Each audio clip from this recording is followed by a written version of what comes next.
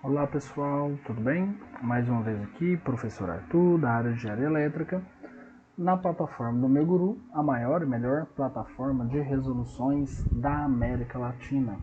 Vamos então agora conversar um pouquinho com o pessoal da eletrônica de potência, quem cursa essa matéria. Vamos fazer algumas questõezinhas de cunho teórico. Nós falamos o seguinte na questão, sobre o SCR, também conhecido como tiristor. Não vamos esquecer que esse carinha aqui, SCR, também é conhecido para nós como um tiristor, né? São sinônimos. A respeito do SCR, que é um dispositivo de estado sólido, muito utilizado de fato na eletrônica industrial, analise as afirmativas a seguir. O SCR, ou tiristor, ele nos fala que tem uma construção realizada em 4 camadas do tipo P e N, ou seja, PN, PN. Isso é verdade, pessoal. Essa afirmação está verdadeira. Por quê? Vamos lembrar que um diodo, para nós aqui, um simples diodo, ele é um elemento somente de 2 camadas, uma P e uma N. Isso aqui é um diodo, certo? Um TBJ, ele é um elemento de 3 camadas, lembrando que ele pode ser do tipo NPN ou do tipo PNP. Aqui, né, só para representação, colocaria um PNP aqui, TBJ. E o tiristor, ele é um dispositivo com uma camada a mais. Ele é, então, de 4 camadas. Então, observe a diferença entre esses vários dispositivos aí da eletrônica de potência. A segunda afirmativa nos diz o seguinte: para que o SCR entre em condução, isto é, permita a passagem de algum sinal, além dele estar diretamente polarizado, um pulso de tensão positiva tem que ser aplicado no gatilho? Sim, essa afirmação é verdadeira. Por quê? Vamos lembrar do seguinte: um símbolo aqui do tiristor que a gente está desenhando, nós temos anodo, nós temos aqui catodo, e nós temos aqui um terminal conhecido como gate ou gatilho em português, certo? Quando a tensão de anodo é maior do que a tensão de catodo, ou seja, para o caso ideal, VAK maior do que zero, ele está polarizado diretamente. Se fosse um diodo, ele já conduziria diretamente.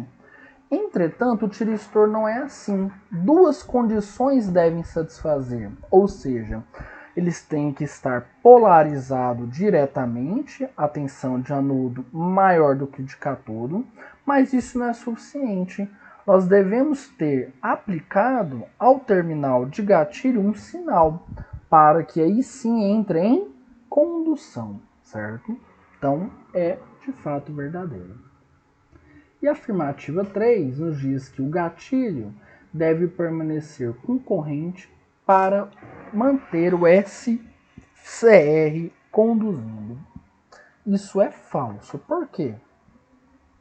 Na literatura, pessoal, e o professor com certeza comentou com vocês, que o SCR ou tiristor, ele é um dispositivo de realimentação positiva, ou seja, se a tensão de anodo for maior do que catodo e o gatilho for disparado, ou seja, é ofertado um sinal nesse terminal, ele começa a conduzir.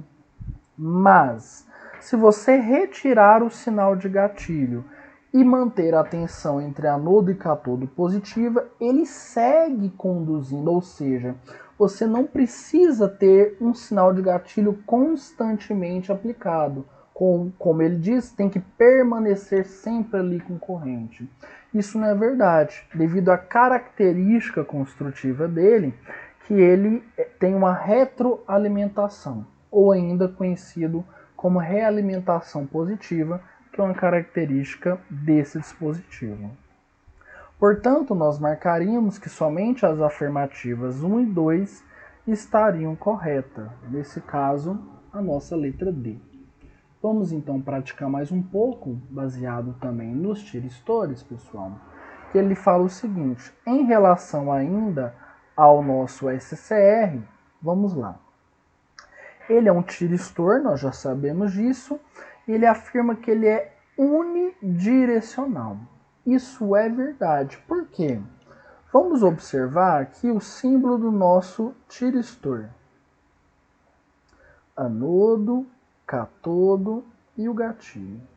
Nós conversamos agorinha que se a tensão de anodo for maior do que a de cátodo, né, no caso ideal, maior do que zero, nós teríamos que ele conduziria se um sinal de gatilho fosse ofertado no terminal G, certo? Só que observe que o fluxo de passagem de corrente é somente nessa direção. Tanto é que nessa direção aqui tem essa barrinha para dizer não, aqui eu bloqueio o sinal. Então ele é de fato unidirecional, ou seja, permite o fluxo de corrente em um único sentido. Por que eles fazem esse tipo de pergunta?